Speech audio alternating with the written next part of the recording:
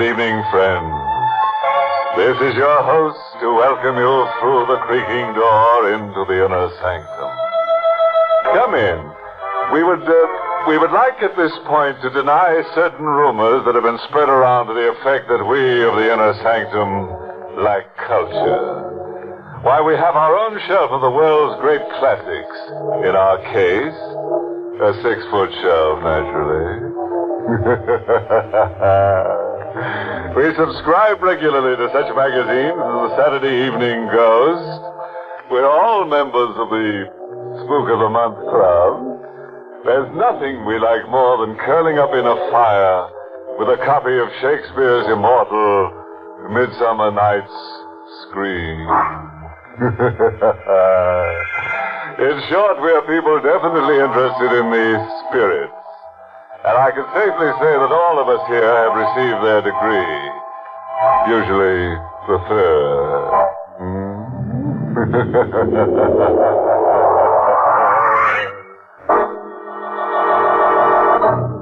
Tonight's Inner Sanctum Mystery, Death's Little Brother, was written by Lou Vittis and stars Larry Haynes in the role of Danny with Amzie Strickland as Susie. Very well. Lock the windows, bolt the door, pull the shade down, pay the premium on your life insurance, and listen to Death's Little Brother. A happy-minded opus devoted to the thesis that nobody lives forever, and most people even less. Meet Danny, a lad on a train, his ticket paid, on his way to... Suppose you find out.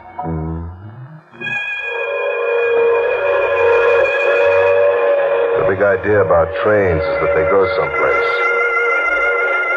Someplace where people want to get to. I wasn't going anyplace. I was only getting out of town. The cops wanted to talk to me about a coffee pot that got itself held up. After the conversation, I would have wound up in front of a jury, and the judge would have made a speech about crime, and I'd have spent a year or maybe 2 in state prison.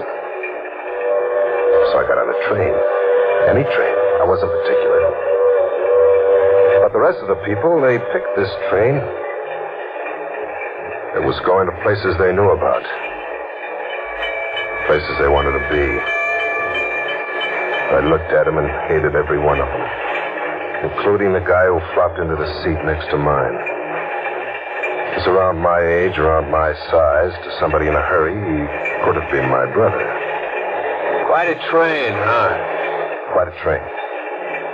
Say, would you know how long it'll be before we get to Dorchester? No, I wouldn't know. That's where I'm headed for. I guessed that. Yeah. You think they got a smoker on this train? I wouldn't be surprised. I think I'll go find it. Second train I've been on tonight. A guy who was overdoing it. Not only one train, 2 trains. A guy who was very anxious to get someplace. So anxious, he hadn't noticed his wallet dropping out of his pocket. I had. A couple of 10s, a handful of 1s. They went into my pocket fast. Driver's license, which said the guy's name was Clark Davis. Odds and ends of junk. A letter. A letter which smelled of perfume, nice perfume. I read it. Clark Davis had a sister named Susie. She wrote the letter. Her mother and father had died 20 years ago in a car crash. An uncle named Davis had brought up the guy. The girl had gone to another uncle named Carter. Out in Africa, Uncle Carter had died and left his dough, lots of it, to his niece Susie and to his nephew Clark. Clark and Susie hadn't seen each other for 20 years. I put the dough back into the wallet. Susie was in the old family shack in Dorchester. That was where Clark was going. That was where I was going. Say, did you happen to notice... This? Yeah, my wallet. You dropped it. Thanks. For a while, I was afraid it was gone. It's come back. Thanks again. He went to sleep sitting in the seat next to me. I didn't go to sleep. Susie and Clark hadn't seen each other for 20 years. I wasn't going anyplace in particular. Dorchester might be just as good a place to get off at as any. Maybe even better.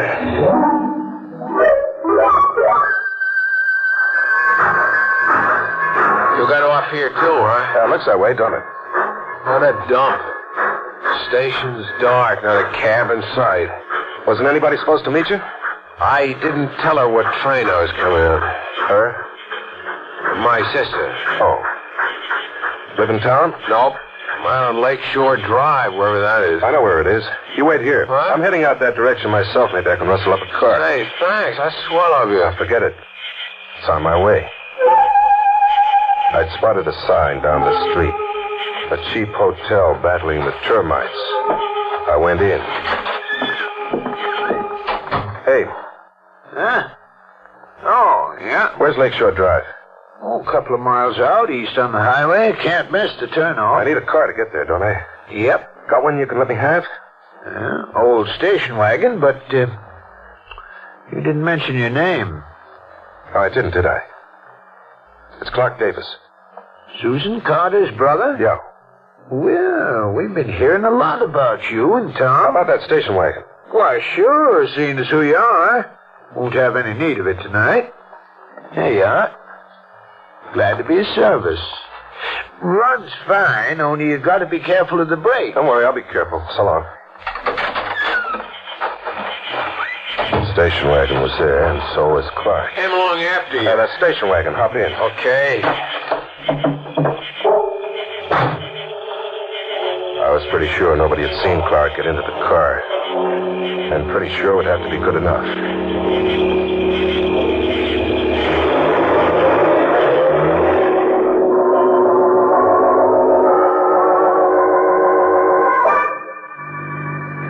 We hit the turnoff in 10 minutes, and I began pumping the hand choke. Clark had his eyes closed. Hey, what happened? Motor. I'll have to take a look at it. Know much about cars? Oh, not a thing. Might be trouble. Now, let's see what's under the hood. Oh, yeah. Carburetor's flooded. Was that bad? Not serious. Take a while to drain off.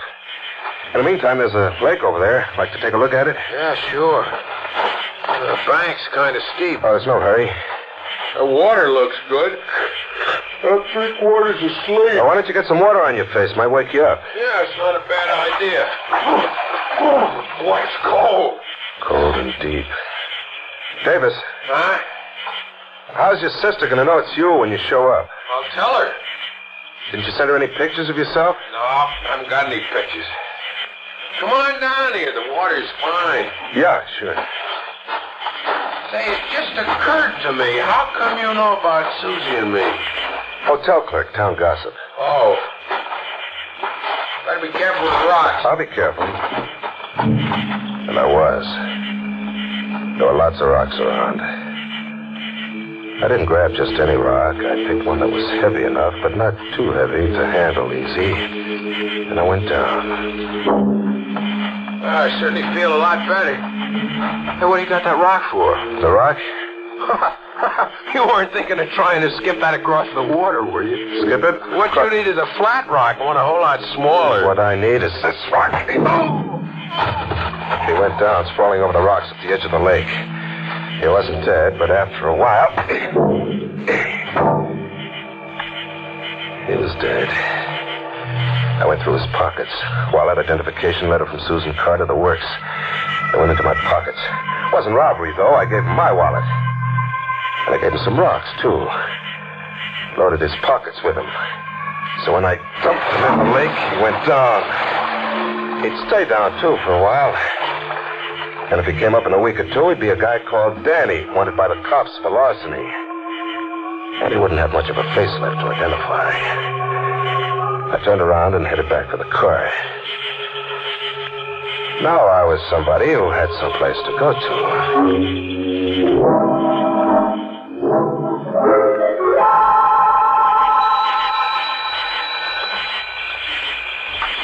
Yes? Hello, Susie. Hello. Oh, you must Haven't be... you got a kiss for your big brother? Clark. Oh. I didn't wire. I thought I'd surprise you. Oh, it's a wonderful surprise, Clark. Oh, I'm so glad you came. I was lonely. Lonely? Well, this is your home. I'd never lived in it. Uncle and I were abroad all these years. Oh, but of course you know that. Yeah, sure. Your letter. See? It's funny after such a long time. But you know, Clark, I think I'm going to like my brother.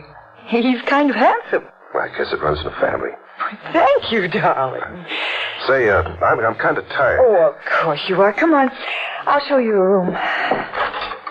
I sort of expected Mrs. Brenner to be with you, though. Mrs. Brenner? I bet she's a wonderful person. Mrs. Brenner. Clark, what's the matter with you? I'm talking about the housekeeper. The one who practically brought you up, who wrote me about her, don't you remember? Oh, yeah. Yeah, sure, I remember. I'm just foggy. I haven't had much sleep. I know. Well, like your room? Yeah, it's swell. I've got Mrs. Brenner's room ready for her down the hall. Susie. Yes? Susie, she didn't come with me because she wasn't feeling too good. Matter of fact, I don't know when she'll get here. You're worried about her. That's sweet, Clark, but you don't really have to. Huh?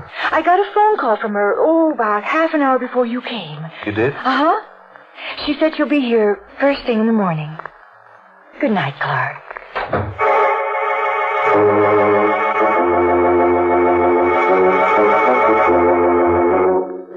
With Mrs. Brenner due in the morning. Mrs. Brenner, who knew Clark Davis, I had things to think about. One of them was finding out when the train came in. I found out. It was coming in early the next morning, which meant I had to be early, too, very early. Clark? Huh? Oh, Susie. Good morning, darling. Well, why are you up so early? Oh, what about you? I always get up early. Don't forget I'm taking care of the house. Well, I got to get the station wagon back to the hotel. They don't need it, not right away. And besides, Mrs. Brenner's coming in. Oh. I want to meet her at the train. Well, she could always get a cab. Yeah, but, well, I'd like to make sure she gets here. I'd like to make sure.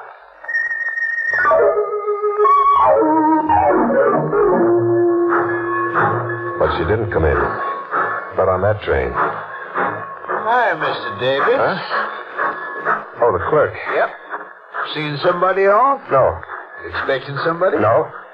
Well, it's fun watching trains. I brought the hotel station wagon. Oh, well, it wasn't no great hurry.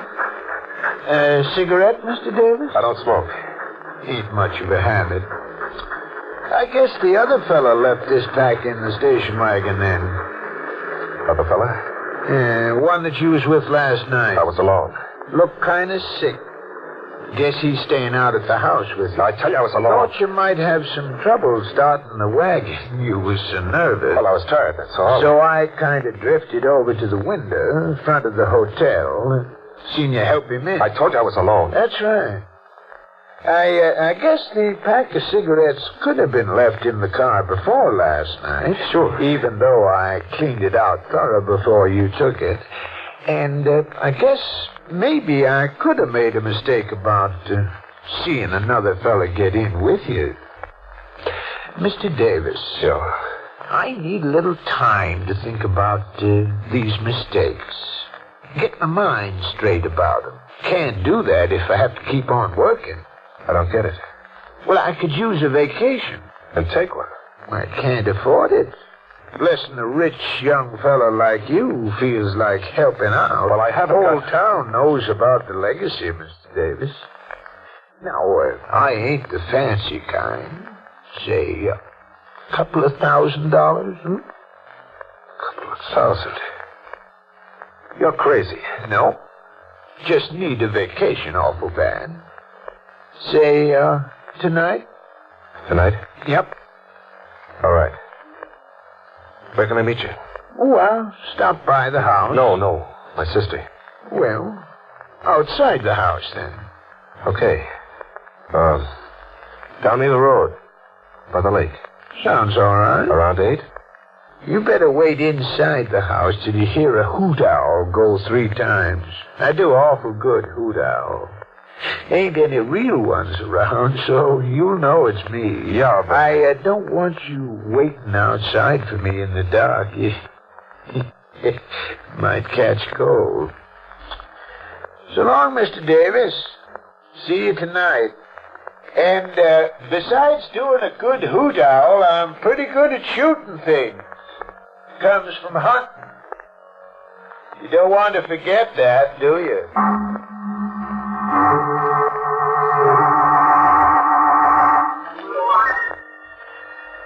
Clark? Yeah? You're so fidgety. Well, I'm kind of worried. About Mrs. Brenner? She'll probably show up tomorrow. No, not about her. Susie, I've got some debts to take care of. Oh? I guess the legacy is all set, isn't it? Uh-huh. I'd like to lay my hands on some of it. Just for the fun of it. Well, it'll take only about a week before it comes through, Clark. A week? You know all the legal red tape and stuff. Yeah, but a week can be an awful long time. Susie, you wouldn't have any money. Of course I have. Well, how much can you let me have? Against my share, of course. $200-$300? That's all? Clark, are you in trouble? No, of course not. Only... Well, do you think the lawyer in charge of the estate might advance some dough? I don't think so. Why not? Well, most of Uncle's money is tied up abroad. Yeah, well, that settles that. Settles what?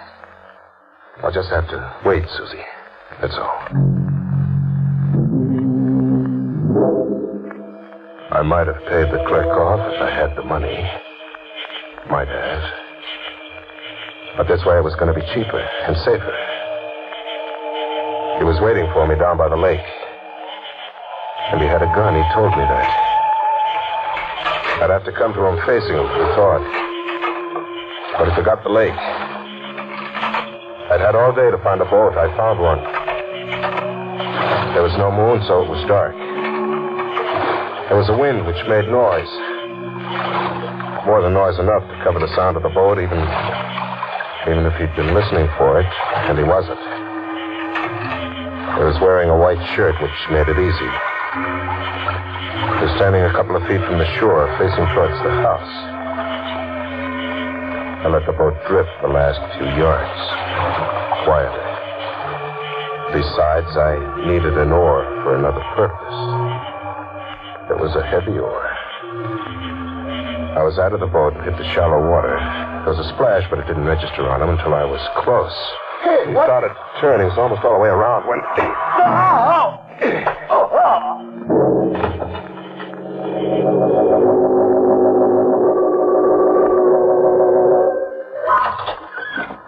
The house was dark when I got back. Susie asleep. That was good. I'd had enough for a day, more than enough. I went to my room and hit the head. I didn't bother undressing. I wanted darkness fast. Darkness and quiet and sleep. And though I didn't expect it to come, it came. Sleep.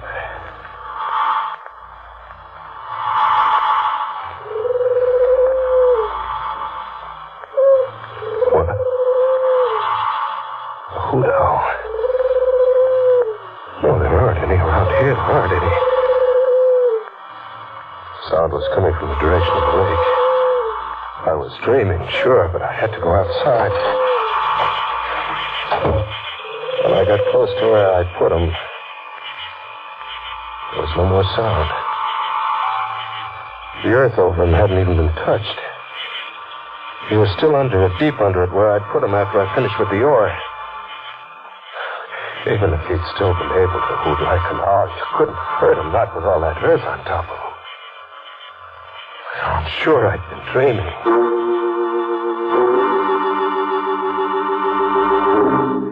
I got back to the house. That's where the hoot owl was yelling from, except that when I got back, the house was the same. My room was the same. Till I put the lights on. I nearly let go then. I nearly turned and ran because sitting in the chair next to my bed was Mr. Davis. Mr. Clark Davis. Dead and in person. The water was dripping from his clothes onto the floor, but there was no blood, nothing more. He was cold when I touched him because I had to touch him. I didn't want to. I wanted to run, to get away, to keep running forever. But I went to him, and I touched him. And his body was cold and wet and solid. My hand didn't go through him. That was all I needed. I headed downstairs. Susie had a car, a convertible, back of the house. I was there, all right. I reached in, felt the seats. One of them was wet. I went to the front of the car and touched the hood. It was warm.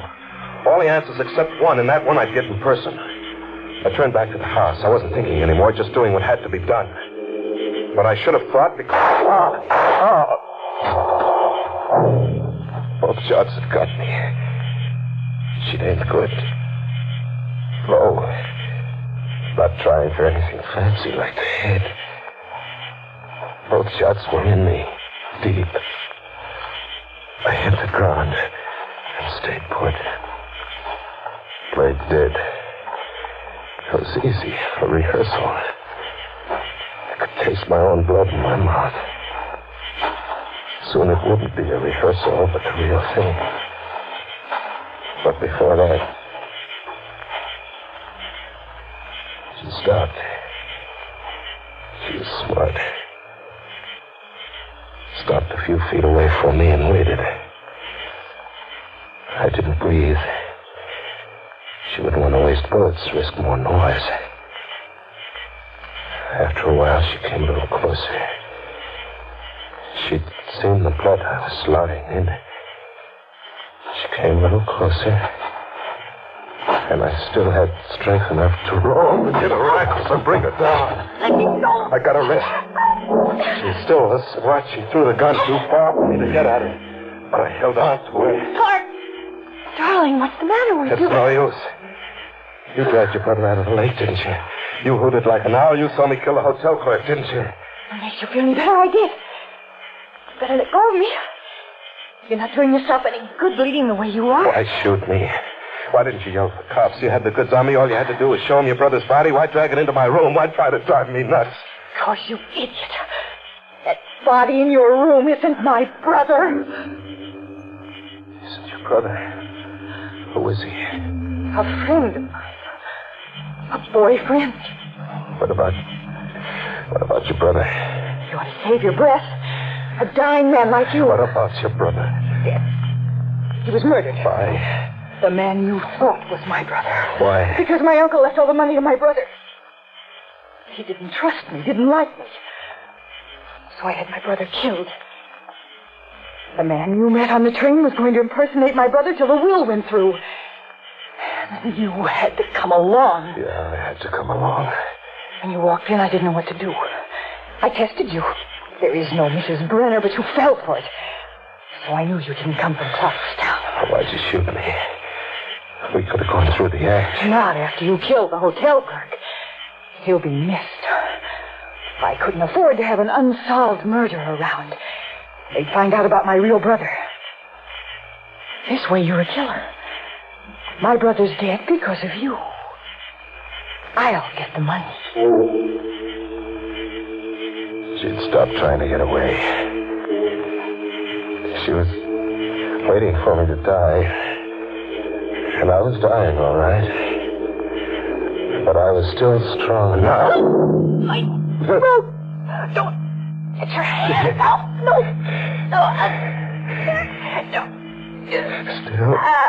Still strong enough to take her with me.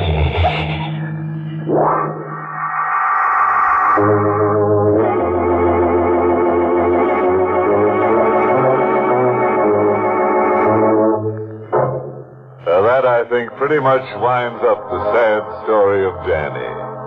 A winsome lad who only wanted a new address and discovered that the housing situation is murder.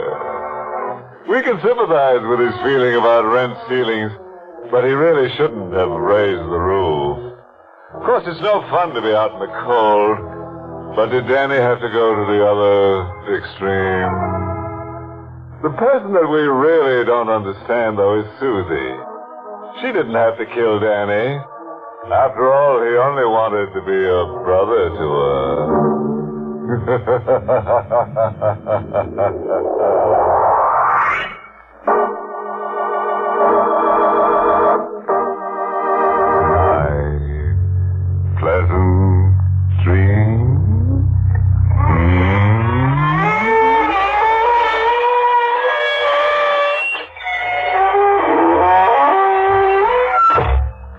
Sanctum was heard in the United States over CBS, the Columbia Broadcasting System, and has been rebroadcast for servicemen and women overseas. This is the United States Armed Forces Radio Service, the voice of information and education.